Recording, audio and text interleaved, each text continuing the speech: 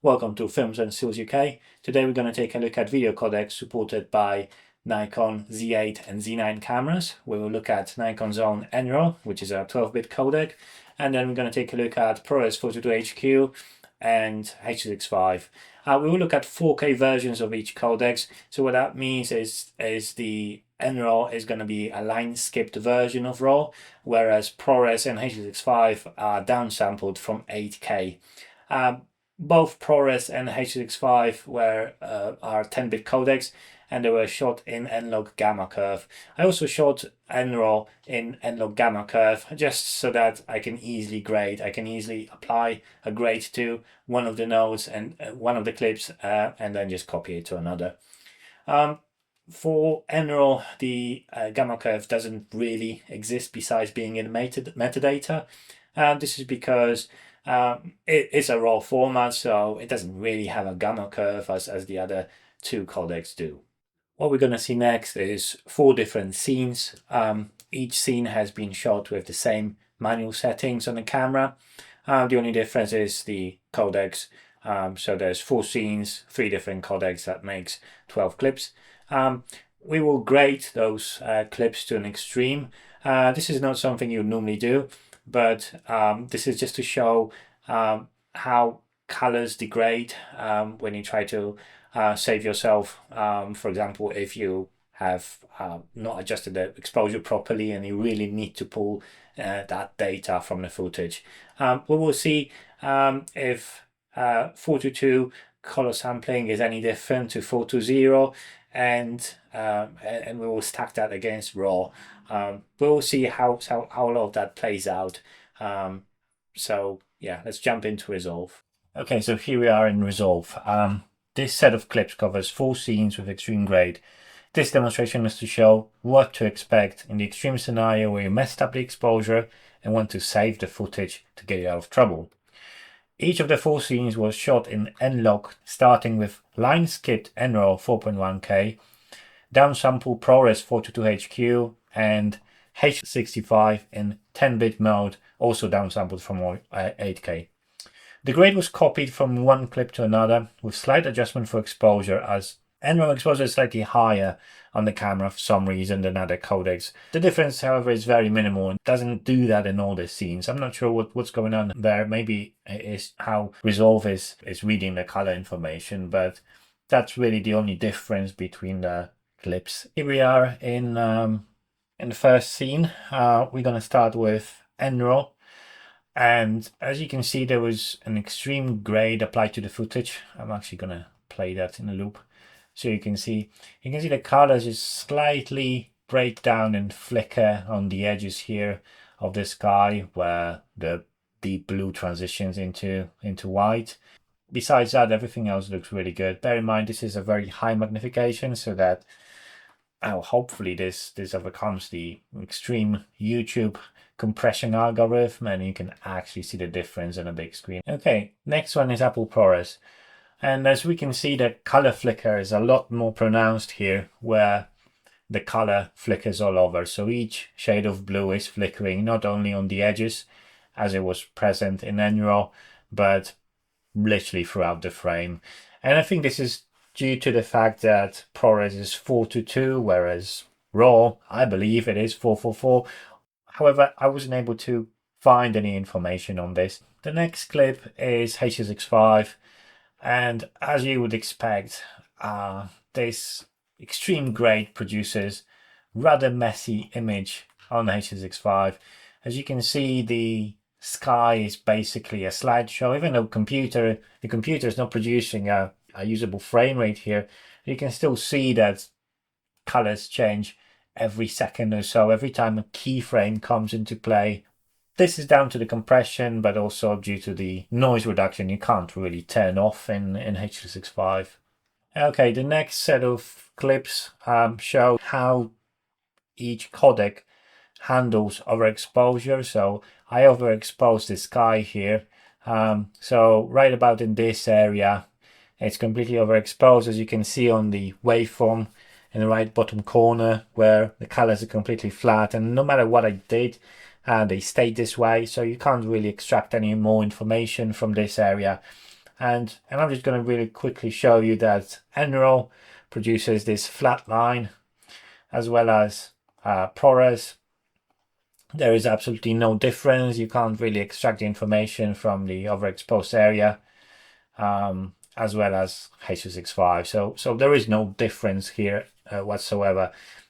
Okay, next set of clips is showing noise pattern in the shadow. So the scene was shot at correct exposure. I purposely lifted shadow quite a lot. As you can see here, there's an extreme curve applied to the image.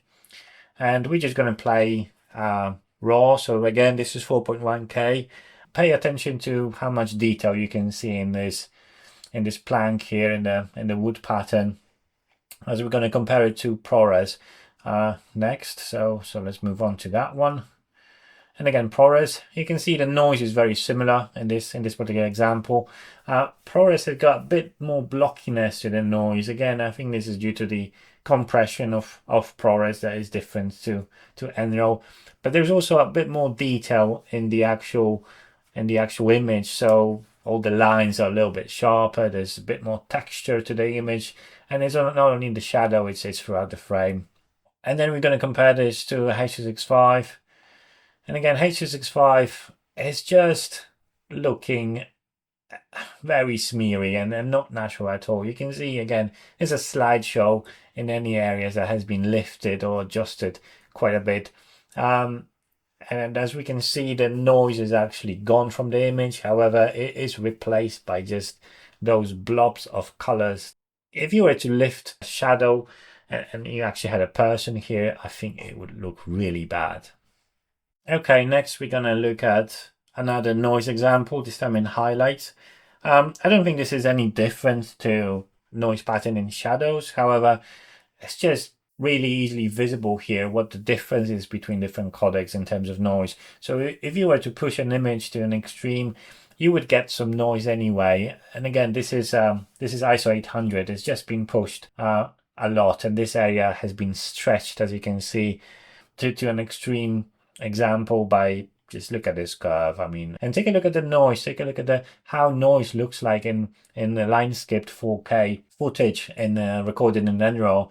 We can see these horizontal stripes running across the screen. It's almost like VHS, which is I find it quite interesting to see.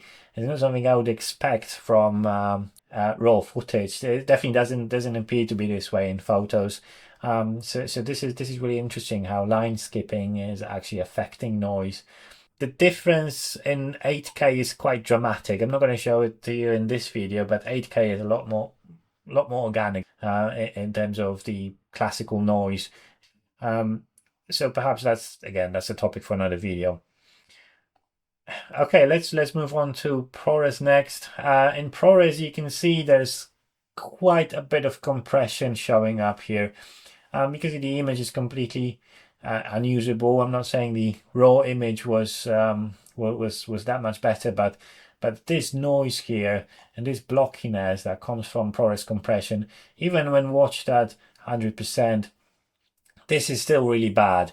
I would much more prefer the VHS noise of NRAW. Look how much smoother this really is in comparison to Prores. Keep in mind that the file size is very similar between the two. I think Prores is actually slightly higher in terms of file size, but there isn't that much difference. And now let's move on to H.265. And again, in this extreme scenario, it's just a slideshow. There's absolutely no detail. Not only the computer is working really hard to produce this image, but even despite the fact that there is a very, very low frame rate, you can see there's compression around the leaves. There is tons of compression artifacts showing up everywhere on the frame. There is no noise whatsoever because of noise reduction built into the camera, which can't be turned off for H.265 for some reason. Again, 8K of H.265 is a lot better, but we're gonna take a look at that in a different video. Okay guys, let's wrap it up. I hope this video was useful. I hope it will help you to choose the right codec for you. I strongly recommend you check out the Nikon's reference manual or reference guide. that I publish on the website. It gives you a really nice breakdown of bit rates to expect from each of the codecs.